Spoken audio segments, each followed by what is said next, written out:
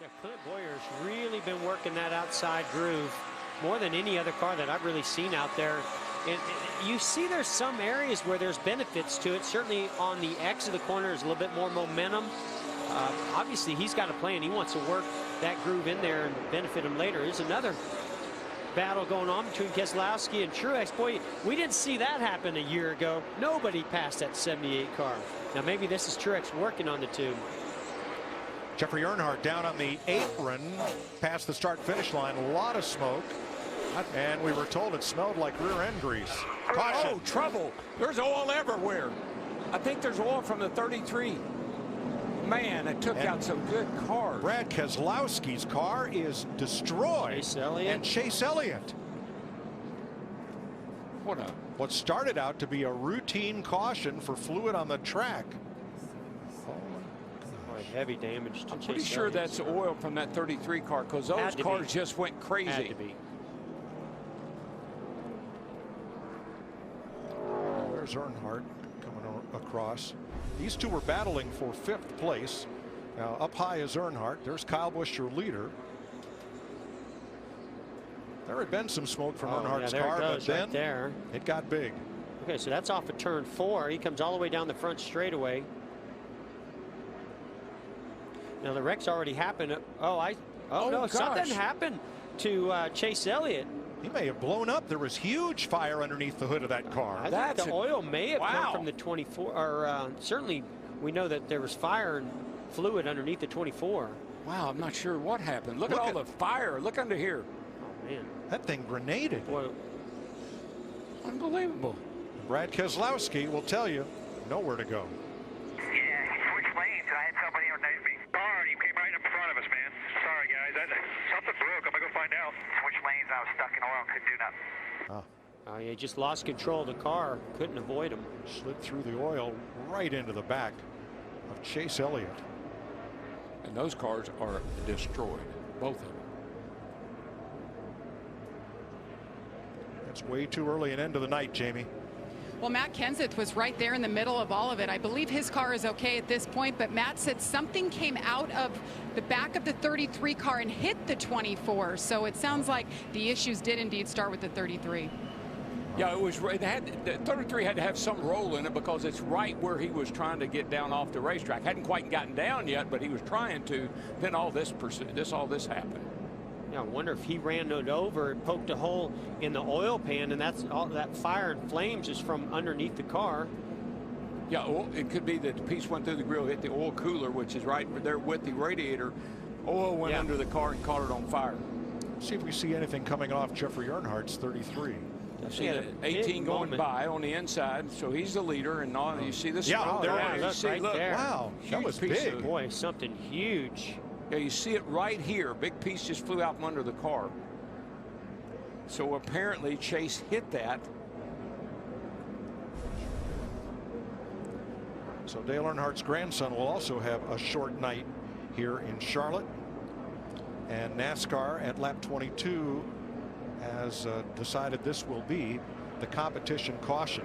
What I was getting from some of the crew chiefs, DW, it gains a little more front grip than rear grip, which will make the cars actually a little freer, a little looser. Yeah, we saw that. And the drivers have to start driving the cars different as the balance changes, as the grip level increases. Now you have to start pushing the car a little bit harder, driving a little deeper, get back into the gas a little bit sooner, and that's where you'll start to push it further to the edge and jump over it like Casey Kane did. And that's where we'll also hear drivers like Jimmy Johnson saying, I'm hitting the splitter. Once those speeds pick up, you drive in a little harder, get in a little quicker, you plant that nose a little more, and you're going to get that splitter hitting the track. Now, we've been caution-free in stage number 2 so far. Kevin Harvick, after making that green flag stop, has now moved up into the free pass position as David Reagan makes a stop, and caution is out. Matt DiBenedetto finds his way into the wall in turn 2, and Kevin Harvick, being the first car 1 lap down, is going to get his lap back. DiBenedetto was 26th. Pretty hard lick, Mike. Whole right side of that car is pushed in pretty good. Got the window net down. It's a good sign for DiBenedetto. Around inside there. Well, what a break for Harvick. Not just this caution, but the 38 had just hit pit road, which allowed Kevin Harvick to be the first one to to get the free pass. Rodney Childers, Harvick's crew chief. You see a little smoke upper right from DiBenedetto. Yep. And here's your leader, Martin Truex, having to scoot past on the low side. It almost makes me wonder with that 38 smoking a little bit if he maybe had contact with the wall down here in 3 and 4, and that's the end result. And the big loser in all this was David Reagan, who had just come to pit road and completed his stop when the caution flag flew. He would have been the first car 1 lap down and would have gotten the free pass, but he is now 2 down after making that green flag stop. Pit stop window opening. Ryan Blaney is in. Here's Vince. The 22 of Logano was inside the top 15, but he's dropped back outside, just inside the top 20. They've been trying to get a handle on that car all day long. He said it's building loose, especially off of turn 2. 4 tires, chassis adjustment, air pressure adjustment, really taking some swings at this 22, but to no avail. Remember when Martin Truex pitted earlier, and he pitted a couple of 3 laps before everybody else? That's when he took control of this race, and he's had it by the throat ever since. Ryan Blaney stopping, and a lot of smoke in front of Kyle Larson, and that is Ty Dillon. Oh, a car spinning in the oil in turn 4. I think there's a lot of down oil the up in that racetrack. corner. Yep. Kevin Harvick misses the wall. Casey Kane as well. Incredible job by Harvick to keep it out of that inside wall. Harvick was 10th. Now here's Johnson on pit road. Matt? Big adjustments across the back with the 48 of Jimmy Johnson. He says just under throttle. The car is just way too free and no side bite on the 48. This could be a huge advantage for Jimmy Johnson if he was on pit road when that caution came out and he beats the leader out. If they just decide to come to pit road to take tires, he'll be the leader. We got to watch that red light. I'm not sure if it was on or not. So we'll watch Ty Dillon.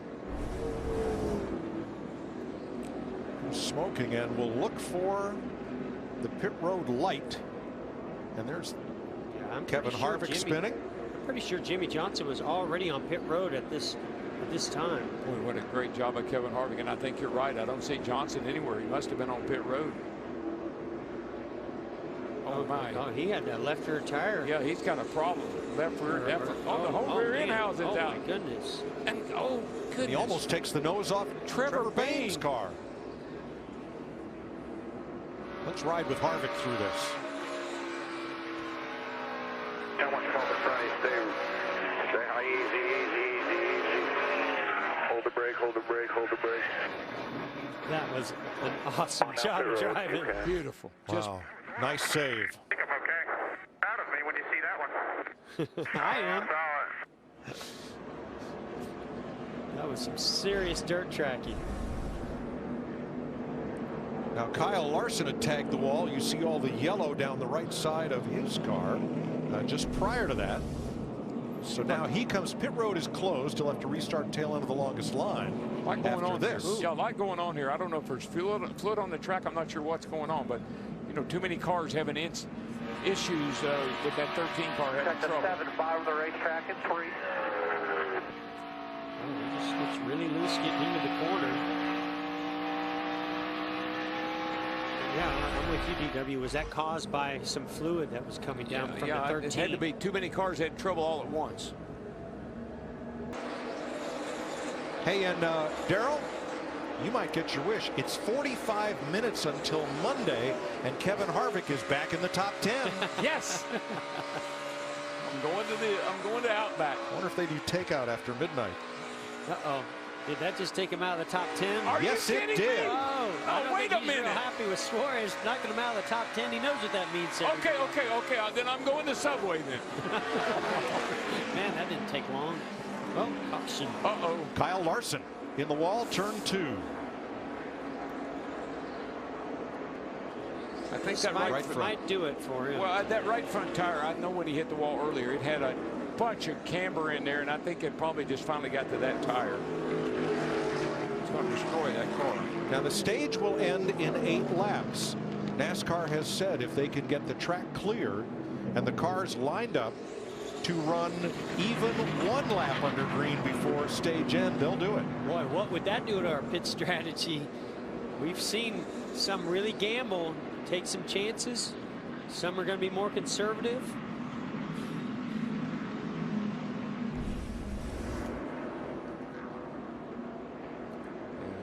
I think that right front tire, it had so much camber in it that I think it finally just used that right front tire up. So we're under caution for Kyle Larson. Trevor Bayne gets the free pass. This will be Larson's worst finish of the season if they're unable to make repairs. Interesting. Only 26 laps into this stage. Putting right sides on his Chevrolet. Nope, going to go for all four. Larry, can he make it the rest of the way? Can't make it from here. No, we're being told he had a flat because no, 73 to go. That's well outside the window. So McMurray pits from 12th place, and two drivers we're going to keep a special eye on. One is Ricky Stenhouse, and the other is Paul Menard. Both declined a chance to come to pit road when everybody else did. It was separate occasions, but they each have an extra set of tires in the bank. They're both still in the top 20 on the lead lap. We'll see how that plays out. Yeah, Menard's been playing that game, you know, most of the evening, you know, running on older tires, saving tires. Might pay off. Oh, trouble, turn 3, guys. Car up in the wall. And that car's coming down off the banking to caution. It is Danica Patrick. Yeah, I think that started again, just going into turn 3, and the car just all of a sudden went up the hill and didn't turn. Patrick brought out the caution in a similar fashion back at lap 175. Here we are at lap 329. She's running 23rd, 2 laps down. See that right front is down. Probably, I don't know if she got in the wall first or if that fender cut the right front. Then she got in the wall. I think it's very similar to what happened last time, Jeff. She went in the 3rd turn, the car just started up the hill and just kept on going like the tire was down. You can see the right front dragging pretty hard right there. These cars get between 5 and 6 miles per gallon. 600 miles is going to come down to a teacup full of Sunoco race gas. So race ready. Good. Try not to crash at the moment. You know, that's really interesting. I saw the 78 wiggle there in one shot we had a few laps ago. I think he's getting really loose. Oh, we have a problem with the 34. Yeah, Landon Castle right front. Getting down on the apron. 3 laps to go. Well, he didn't. I don't know how he kept that car going in a straight line. It looked like he made pretty heavy contact, but he got off the racetrack. That's great. 3 to go, and Truex is 2.2 back. Austin Dillon 6/10 back of Johnson. Johnson is in no man's land now. They said he had 5 laps short, and he's still going. How do you make up 5 laps? And here comes Truex and Kyle Busch chasing the lead. 2 to go. You're running out. Yeah, running out. He's out. He's out. We're right around here. We'll give you a little bit of gas. Austin Dillon, the new leader, as Jimmy Johnson is out of gas. 3's going to make it. Richard Childress's grandson trying to return the 3 to NASCAR victory lane. There you go. Nice flag. To go. The white flag wave, sponsored by Credit One Bank. Tell you what, if he can just make it, if he can make it to turn 3 and 4, he can coast. Now Kyle Busch just went to the outside of the 78 to take over second place. If the 3 runs out of fuel, he'll be the winner. That 3's got it made. He's down on the bottom, coming around turns 3 and 4. But he's got to get there on fumes. Austin Dillon wins at Charlotte for Richard Childress Racing, Dow and Chevrolet. Wow. And look at new crew chief Justin Alexander gets swarmed by his crew. I know him by Deuce because he used to work at Hendrick Motorsports. So congrats, Deuce. Congrats, Austin. Yeah. Dylan, you are the man. Yes, sir. You are Hey, let's see if we tonight. got enough fuel to burn this thing down.